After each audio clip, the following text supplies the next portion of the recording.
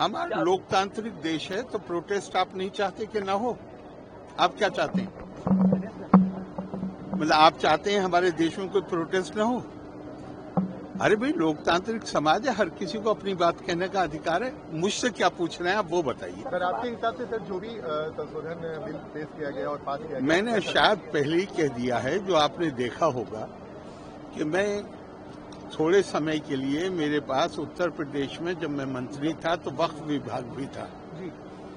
सारे मतलब पूरे वक्त उन्हीं लोगों से मिलना होता था जिनके मुकदमे चल रहे थे आपस में, चूंकि प्रॉपर्टी का मामला है और पुराना फैसला है कि वक्फ काहे के लिए है। मैं आपसे पूछ रहा हूं, वक्फ काहे के लिए?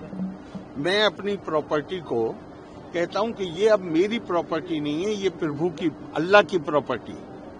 तो अल्लाह की प्रॉपर्टी का इस्तेमाल किसके लिए किस कामों के लिए होना चाहिए? आपसे पूछ रहा हूं मैं, किस काम के लिए होना चाहिए? धर्मार्थ के लिए, जन कल्याण के लिए, गरीब आदमी को फायदा पहुंचाने के लिए। पटना में कितने वक्फ हैं?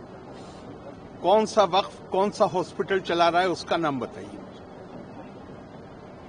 कोई अनाथालय चला रहा है वक्फ, कोई बड़ा अनाथालय। और ये ध्यान रखिएगा कि वाकिफ वक्फ करने वाला एक विशेष समुदाय का हो सकता है, लेकिन वक्फ का जो फायदा है,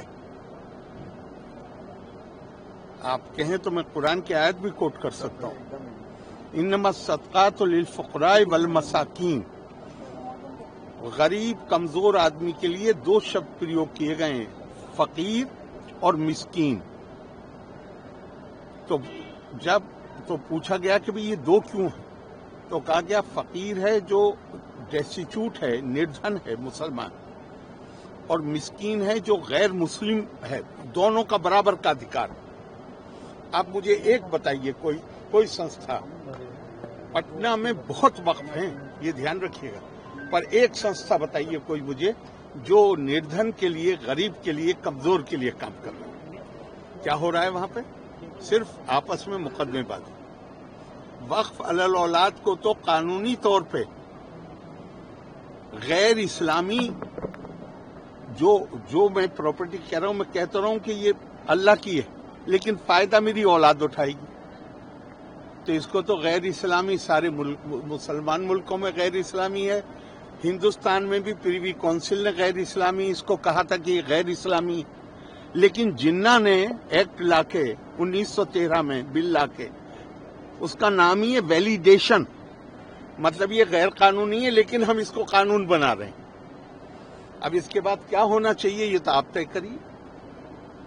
बहुत ज्यादा सुधार की जरूरत है और मैं मानता हूं कि ये जो बिल पास हुआ है, जो अब कानून बन गया या बन जाएगा, ये उस दिशा में बड़ा ठोस कदम। फायदेमंद होगा जो लगातार विरोध कर रहे हैं, चैलेंज करने की बात हो रही है। मैं दूसरों की बात नहीं कर सकता, मैं अपनी बात कर सकता हूँ। ठीक है।